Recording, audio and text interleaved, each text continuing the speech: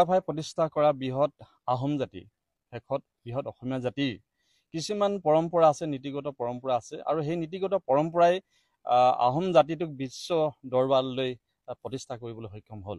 আপোনালোক থোৰতে কৈছোঁ যে আহোম ফৈদসকলৰ বংশাৱলী পতাৰ নিয়ম আছে, আৰু এই বংশাৱলী পতাৰ কাৰণে কোনো আহোমৰ ইয়াৰ গুৰি ছিঙি নাযায়। যদি আমাৰ আহোমৰ ফৈদত ধৰি লওক বুঢ়াগোহাঁই এজন যদি লণ্ডন বা আমেৰিকাত আছে, তেনেহ'লে লতাডাল ছিঙি নাযায়, বংশলতিকাডাল। আৰু সেইকাৰণেই সকলো আমাৰ আহোম ফৈদে বংশাৱলী পতাৰ নিয়ম আছে, পাতি আহিছে। ঠিক তেনেদৰে আমাৰ গগৈসকলে বংশাৱলী আমি পাতিব নোৱাৰোঁ, কিয়নো গগৈসকল বিভিন্ন ফৈদৰ পৰা, বুঢ়াগোহাঁই হওক, বাইলুং হওক বা অন্য ফৈদৰ পৰা আহি গগৈ লিখিছেহি।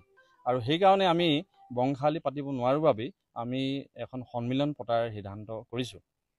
এই গগৈ সন্মিলন পতাৰ সিদ্ধান্ত আমি প্ৰায় চিন্তা চৰ্চা কৰিছোঁ, প্ৰায় 3টা বছৰ ধৰি চিন্তা চৰ্চা কৰি শেষত আমি 25 চনৰ ডিচেম্বৰ মাহত আমাৰ সন্মিলনখন কেন্দ্ৰীয়ভাৱে উদযাপন কৰিম বুলি ভাবিছোঁ।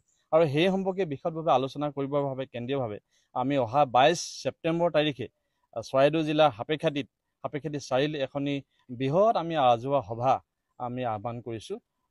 সদৌ অসমত থকা সকলো আহোম গগৈ, টাই আহোম গগৈসকলক আমি আহ্বান জনাইছোঁ যে অহা 22 ছেপ্টেম্বৰ তাৰিখে উক্ত সভাখনলৈ আমি আহক। উক্ত সভাতে আমি আলোচনা কৰিম গগৈ সন্মিলনখন কেনেধৰণে ক'ত আমি উদযাপন কৰিম, ইয়াতে আলোচনা হ'ব। আৰু গগৈসকলে পৰৱৰ্তী পৰ্যায়ত কি কৰিব, কেনেধৰণে কাম কৰিব, এই সম্পৰ্কে আমি বিশদভাৱে আলোচনা কৰিম। কোন তাৰিখে লোৱা কথা কৈছে আপোনালোকে সন্মিলনখন?